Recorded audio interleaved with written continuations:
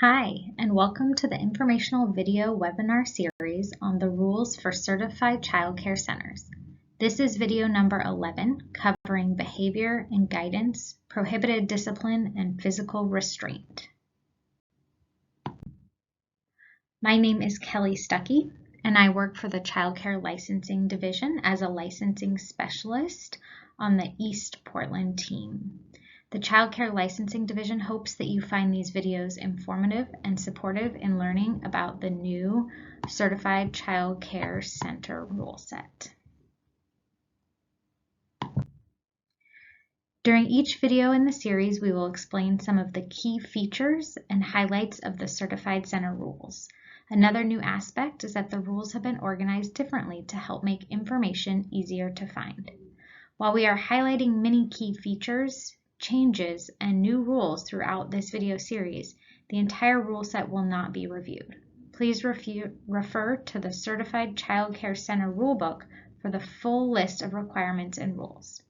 Okay, let's get started. We will begin by reviewing behavior and guidance.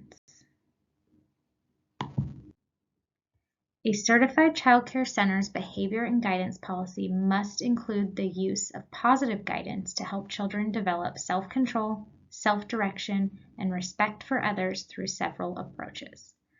Let's review the required approaches over the next few slides.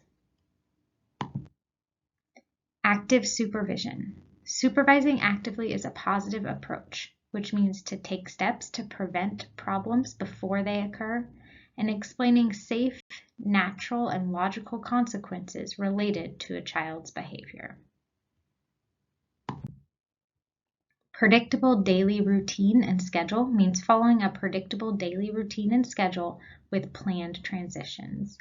Setting up the environment for success with engaging activities that encourage positive behavior and self-regulation.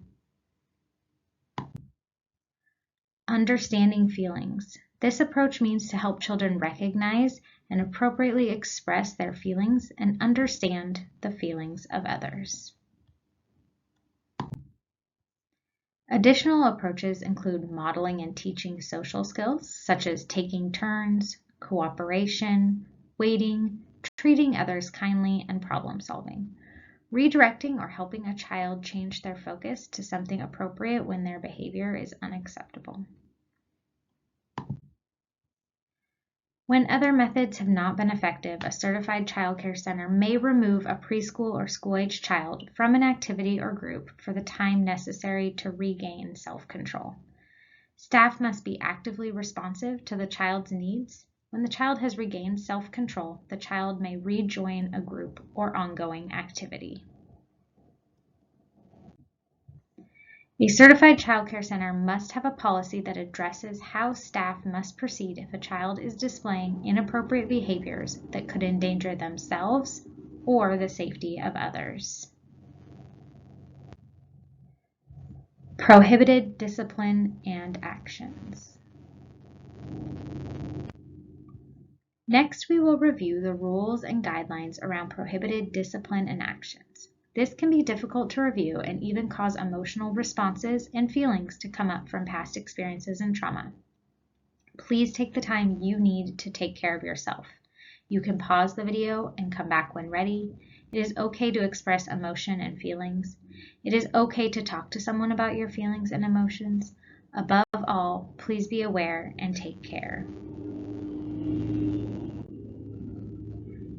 A certified child care center must not use or threaten to use any prohibited actions, even if requested or agreed to by parents. These include the following: rough or harsh handling of children or use of corporal punishment in any form, including but not limited to hitting, spanking, slapping, shaking, swatting, throwing, jerking, pinching, biting, or other measures that produce physical pain. A certified child care center must not use or threaten to use any prohibited actions, even if requested or agreed to by parents. These include the following: bind or restrict a child's movement unless permitted under the physical restraint rule section, using unauthorized prescription or non-prescription drugs or chemicals for discipline or to control behavior, confining or isolating a child in an enclosed or darkened area, for example, a locked or closed room, bathroom, closet, or box for punishment.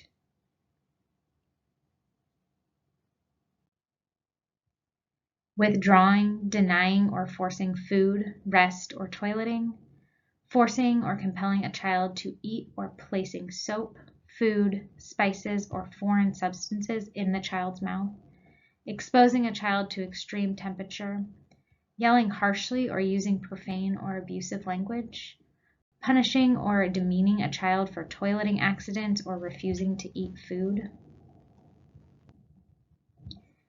allowing any form of mental or emotional punishment or verbal abuse, including but not limited to public or private humiliation, name-calling, teasing, ridicule, intimidation, making derogatory or sarcastic remarks about a child's family, race, gender, religion, or cultural background, rejecting, frightening, neglecting, or corrupting a child, demanding excessive physical exercise, excessive rest, or strenuous postures, or requiring a child to remain silent or inactive, or removing a child from all activities or the group for excessive periods of time. Now we will review the rules for physical restraint. Please note that a program may have a policy that physical restraint is never to be used. This new rule section outlines what programs must do if they choose to create a policy that allows for restraint. A certified child care center may only use physical restraint after complying with all of the requirements of the OARs listed on this slide. These OARs include the information that we have already covered in this video. Physical restraint must only be used if a child's safety or the safety of others is threatened and must be limited to holding a child as gently as possible to accomplish restraint, limited to the minimum amount of time necessary to control the situation, and be developmentally appropriate. Here's a picture of a rule guidance document that goes into more detail about using physical restraint in a certified child care center. This can be found on the Department of Early Learning and Care website or by contacting your licensing specialist. This document provides you with some great examples of de-escalation techniques that would be used prior to resorting to restraining a child. A staff member must not use bonds, ties, blankets, straps, or weights, including an adult sitting on a child, to physically restrain children. Certified child care center staff must discontinue the use of physical restraint if they sense a loss of their own self-control or concern for the child when using physical restraint. If physical restraint is used, a certified child care center must report the use of physical restraint as per the notifications section in OAR 414-305-0270. Assess any incident of physical restraint to determine if the decision to use physical restraint in its applications were appropriate, and document the incident in the child's file, including the date, time, duration, certified child care center staff involved, and what happened before, during, and after the child was restrained. CCLD has created this form for you to use when reporting a physical restraint incident if you need one.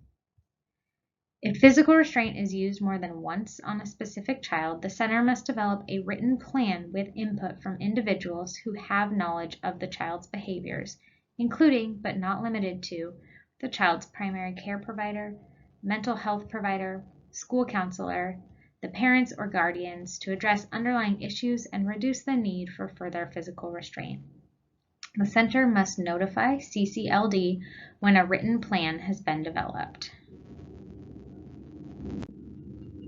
Thank you for watching this video in our informational series. You can now move on to the next video in this series.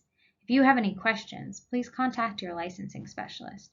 For more information, visit our website at www.oregon.gov/DELC.